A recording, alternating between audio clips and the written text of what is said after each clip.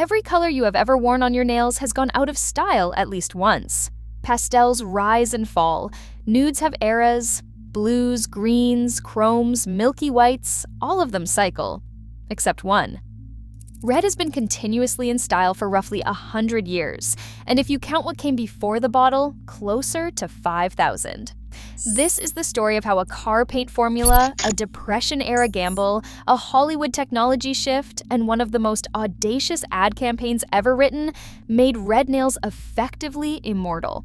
And it ends with the actual reason, red never dies, which is not about fashion at all.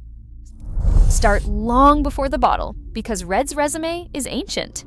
In Babylonia, some 5,000 years ago, warriors colored their nails before battle. Archaeologists found a solid gold manicure set buried among military equipment dated to around 3,200 BC.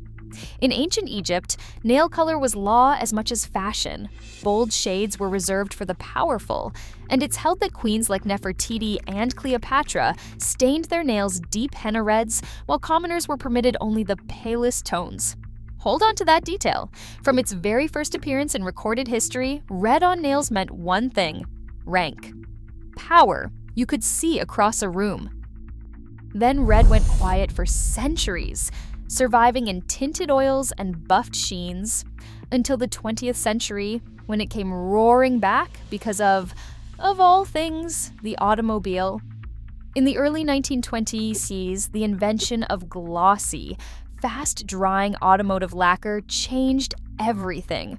A French-born makeup artist named Michel Ménard looked at the mirror shine on new cars and asked the question this entire industry is built on: why can't nails look like that? She adapted the automotive formula into a glossy lacquer for nails, the direct ancestor of every bottle you own. Through the 20s, early brands like Cutex turned this into liquid polish, and fashionable Paris were the results. The era's signature look was the moon manicure, red lacquer applied to the center of the nail while leaving the half moon and tip bare. You've seen it on flappers and, a few years later, on Joan Crawford in her 1930s films. But the bottle that built the century arrived in 1932, in the depths of the Great Depression, which is exactly what makes it remarkable. Two brothers, Charles and Joseph Revson, and a chemist named Charles Lockman, launched a company built on Ménard's innovation with one crucial upgrade. Their enamel used pigments instead of dyes, producing something the market had never seen: rich, opaque, non-streaking color, in an era when nearly all polish was sheer and pale. They named the company by splicing Lockman's L into the family name: Revlon. Selling a small luxury during an economic catastrophe turned out to be genius. A bottle of confidence for pennies compared to a dress or a coat, and the company that would define red nails for the century was born profitable. Within a decade, an entire spectrum of bold Revlon reds with names like Scarlet Slipper were on counters across America. Then Hollywood poured gasoline on it. Color film changed what audiences could see. Suddenly the screen showed lips and fingertips in full saturation, and what filled that frame was red. In 1937, Marlene Dietrich set off a craze for long rose red nails after her turn in the film Angel. And through the 40s, the crown belonged to Rita Hayworth. She was famous for having some of the longest, most flawless nails in Hollywood, always in brilliant red, matched to red lips. Women left theaters wanting exactly what they'd seen in the close-ups, and the red nails and red lips pairing became the defining beauty look of 2 straight decades. Worn by Hayworth, Marilyn Monroe, Ava Gardner, the entire Golden Age pantheon, red wasn't a shade anymore, it was shorthand for glamour itself. And then, in 1952, came the masterstroke. The moment red stopped being sold as a color and started being sold as an identity.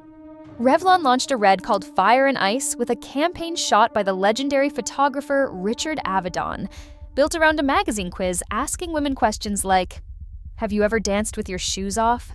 Do you sometimes feel other women resent you? The pitch? Barely disguised.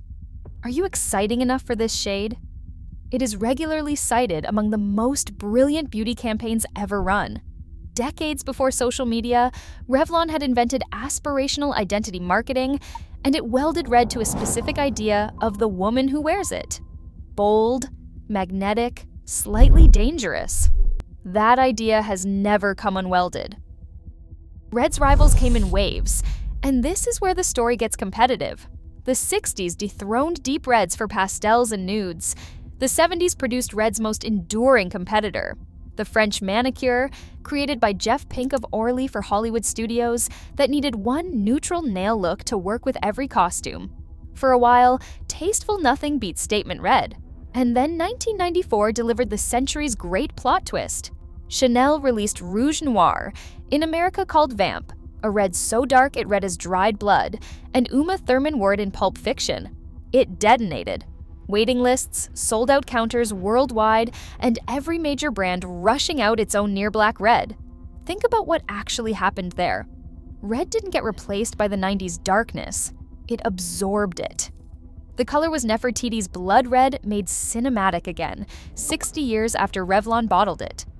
Red doesn't lose fights. It shape shifts. Which brings us to now, and the actual answer to why red never dies. It isn't nostalgia, and it isn't habit. It's that red is the only polished color with a fixed meaning. 5,000 years of consistent signal. Power, confidence, occasion, intent. Trends are moving targets. Red is a monument. It flatters every skin tone, reads as deliberate in every context from boardroom to wedding, and as we covered in our capsule collection, it's the one bottle that can do the job of an entire drawer.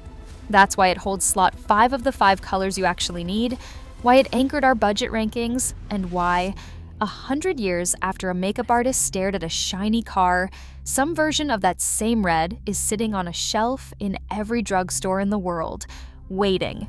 That's the close of our first season. 9 videos, every claim sourced, every product honest.